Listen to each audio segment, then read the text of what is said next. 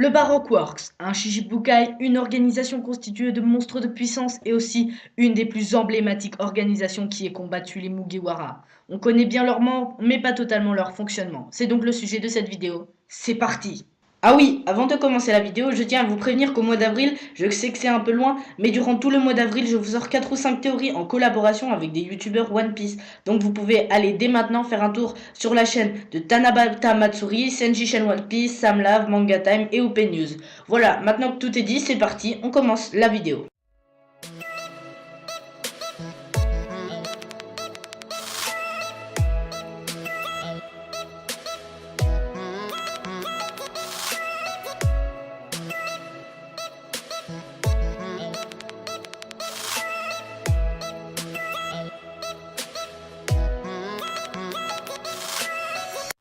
On commence par un petit rappel des faits, car en parlant d'organisation, même si nous avons quitté la Don Quijote Family il y a peu de temps, le Baroque Works est bien plus lointain. Donc c'est parti pour un petit rafraîchissement de mémoire. Le Baroque Works, c'est une organisation de chasseurs de primes. Le truc drôle, c'est qu'à sa tête, il y a un fucking Shichibukai et Mister Zero, ou plutôt Crocodile. Le véritable but du Baroque Works était de permettre à Crocodile d'arriver à ses fins et qu'il parvienne à prendre le contrôle d'Alabasta.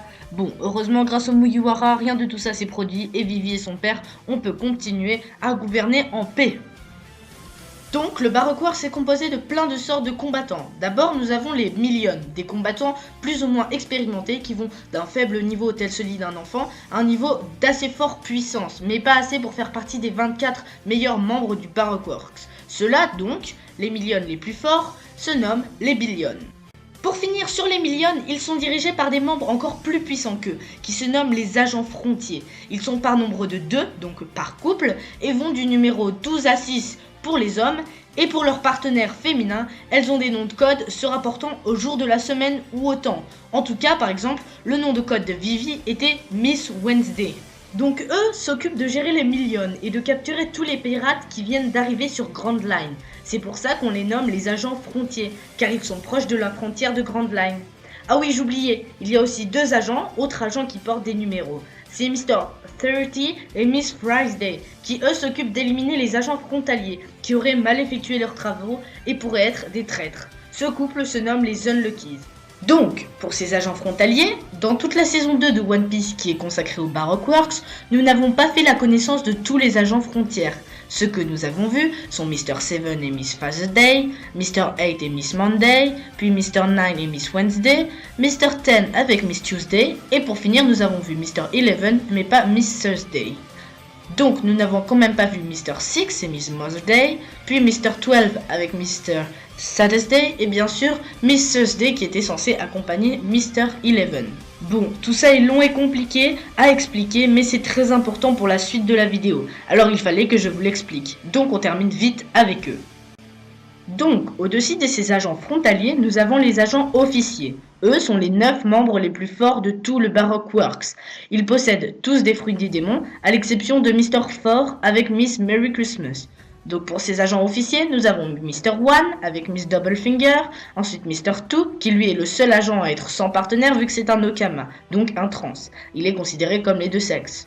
Puis nous avons Mr. 3 avec Miss Golden Week, Mr. 4 avec Mr. Merry Christmas et pour finir Mr. 5 avec Miss Valentine. Donc ces membres sont ceux que les Mugiwara ont affrontés dans la dernière partie de l'arc Alabasta et ils avaient un niveau un poil plus faible que les Mugiwara car ils se sont fait battre mais étaient quand même très forts pour l'époque. Bon, maintenant on va terminer avec les membres du Baroque Works en parlant du Big Boss, The Big Boss, Mr. Zero et de Miss All Sunday. Donc Crocodile, qui n'est d'autre que Mr. Zero, faisait équipe avec Robin, alias Miss All Sunday. D'ailleurs, seul Robin connaissait la véritable identité de Mr. Zero. Et la question que certains se posent, c'est pourquoi elle, alors que Robin était bien moins puissante que Miss Doublefinger par exemple. Eh bien tout simplement, c'est à cause de son intelligence et de sa connaissance des poneglyphes. C'est grâce à ça qu'elle est devenue le numéro 2 du Baroque Works. Bon, à mon avis, elle a dû bien passer sous la table, mais bon, ça, c'est ses histoires, moi je m'en fiche. Pour terminer, je vous dirais que le quartier général du Baroque Works est le casino de Rain Bass, le Rain Diners, que la prime totale du Baroque Works s'élevait à environ 259 millions de berries, que leur navire principal se nomme le Fool, et qu'en tout cas, le Baroque Works compte plus de 1000 membres. C'est une organisation très forte, et si elle devait revenir aujourd'hui, je pense qu'elle le serait encore plus. Bon, et bien voilà les Nashimi, ce premier épisode de la Minute OP est terminé. J'espère que ce concept vous plaît. Si c'est le cas d'ailleurs, je vous invite à lâcher un petit commentaire et à liker et encore liker. On va essayer 20 likes pour commencer, ce qui serait génial. Ensuite, vous pouvez aussi vous abonner si ce n'est pas déjà fait. Bon, je me répète peut-être, mais je vous remercie encore du fond du cœur pour les 100 abonnés et je travaille à fond sur la théorie des 100 abonnés. D'ailleurs, je peux vous dire que les théories qui vont suivre sur cette chaîne auront un rapport direct avec la théorie de fou qui devra sortir fin mars ou bien fin avril, je ne sais pas, il faut que je vois le temps qu'elle me prend.